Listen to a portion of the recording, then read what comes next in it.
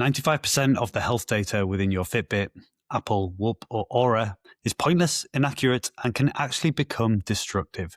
In this week's episode, I'm going to explain why, and I'm going to give you one simple exercise that you can do to tune back into your body's internal cues and free yourself from the tyranny of health anxiety. I have gone through this myself. I gave myself chronic insomnia by obsessing over my Fitbit sleep data. So I'm going to show you how you can avoid falling into the trap that I fell into and free up your focus and headspace from worrying about things that aren't actually important. Guys, I am absolutely exhausted today. For some reason, my body decided to wake up at 4 a.m. And usually when that happens, I just get myself back to sleep. But today it was not happening. Busy mind, uncomfortable stomach. I could hear an owl outside, so I decided to just get up.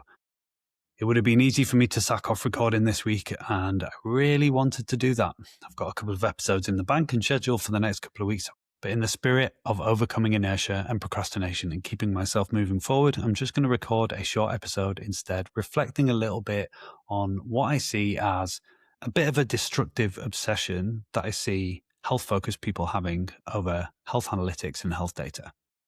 Whether it's body fat percentage, deep sleep duration, overability score, heart rate variability, or any of the other fancy metrics that your smartwatch or your health app is showing you, I'm going to argue that most of that stuff really does not matter. But first, I also think it's important to point out that the research has found that the data within all of those apps and wearables can be woefully inaccurate. If I was to eat the amount of calories that my Fitbit used to tell me I was burning every day, I would gain weight at a ridiculous pace. It would consistently tell me I was burning more than 3,000 calories a day, even though it knew my age, my weight, and my height. If I was to eat more than 3,000 calories a day, even with hard training 6 to 7 days a week, I would gain a bunch of body fat. It was so far out that it was just ludicrous. And that's just one example. Sleep data, heart rate data, it's all been shown to be inaccurate. And those machines in the gym that estimate your body fat and muscle mass percentages by grabbing some handles and running electrical impedance through you are also massively inaccurate. Yes, these things can provide you with a marker. So if the numbers are improving or going the direction you want them to, ultimately it doesn't matter that much about the specifics. Just like the calories that you estimate you are eating in your tracking app are likely inaccurate as well. But ultimately, if things are moving towards the goals that you are trying to achieve, the specifics don't matter. But I think there's a more fundamental question here. It's not whether those data points are accurate. It's whether looking at them and thinking about them and worrying about them even matters at all. Because if you're tuned in to your body's internal cues, you can figure most of this stuff out without the need for a Whoop, Aura, or whatever else. If you wake up and you feel well rested and you have energy that sustains you through the day, it doesn't matter if your app tells you your sleep score is 60%. Conversely, if you consistently wake up and you feel like shit or you find yourself dropping off early afternoon, then you know you should probably do something about improving your sleep. If your clothes are fitting better, your waist is tightening, maybe the sleeves are getting a bit tighter around the arms, it doesn't matter if the bod pod says your body fat went up by 2%. And if it's workout day and you're mentally prepared for your workout because you always train on a Thursday at 6 a.m., are you really going to skip that workout because your app tells you your recovery score is low and it's time for a rest day? Because if you are, I've got bad news for you. You are not going to make it. It's not simply that this data isn't useful.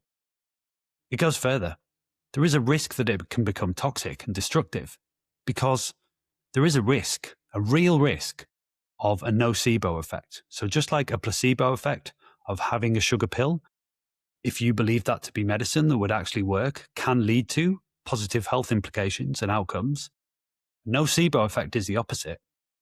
If you see that your Fitbit is telling you your sleep score is low and you need to worry about it, that can influence you and lead you to thinking that it's something to worry about, even if actually your sleep is fine.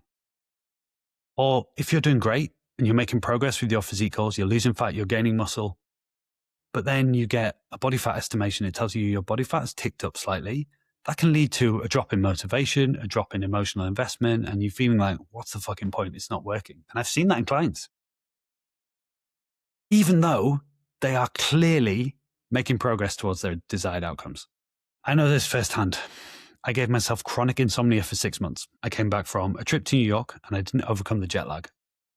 And I went through 6 months of surviving on 3 to 4 hours sleep. And the reason for that was I was trying to improve my testosterone by hacking my sleep. And the way I was doing that was looking at my sleep data in Fitbit and looking that it was telling me your deep sleep is much too low for men of your age on average. And I knew if I could improve my deep sleep, that would, in theory, lead to higher testosterone levels and higher growth hormone release. My sleep before looking at all of this was fine. It was okay. I didn't really have any problem with it. But after doing that, it became a massive stress. It became anxiety inducing and it led to months of insomnia. We are beyond the age of information. We are in the age of information overwhelm. And health companies, just like tech companies, know that the market is easy prey for fancy graphs and sciencey sounding analytics. And I liken this to the growth of AI. Tech companies are absolutely desperate for you to become reliant on AI because they have become reliant on AI. They are putting so much stock and so much investment into NVIDIA, who basically prop up the entire AI infrastructure. And that's why every app that you use now has integrated AI, even though you never asked for it, and you probably don't actually need it or use it. For example, no one needed Meta AI integrated into WhatsApp. WhatsApp is meant to be a private messaging platform with one function. You can't switch that button off. The functionality is absolutely woeful. And did you notice that WhatsApp then ran an aggressive TV campaign insisting that they can't read your messages? Is that a coincidence?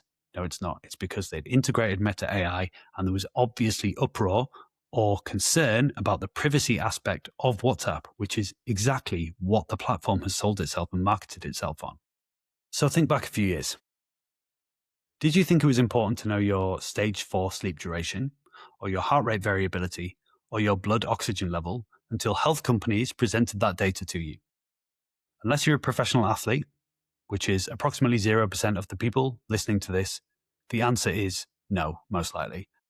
And comparatively, do you now think it's helpful to have access to yet another AI chatbot with a cringe, try-hard personality trying to be your friend, just like the people in the TV show Pluribus who have been joined, and they're all trying to ingratiate themselves to the humans who've maintained their sense of self?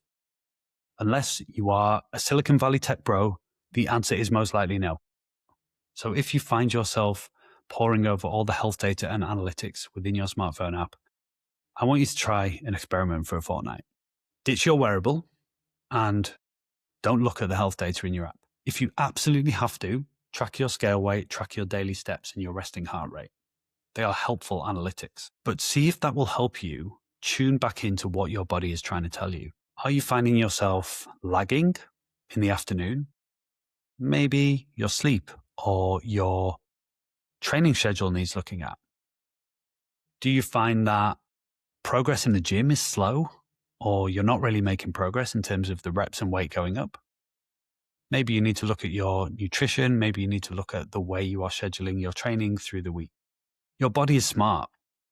It is trying to tell you something, and you are capable of tuning into that and working out what needs to happen. So that's it this week. Short and sweet, like I said. Let me know in the comments if you agree with what I'm saying or if you think I'm talking bullshit, and I'll see you soon.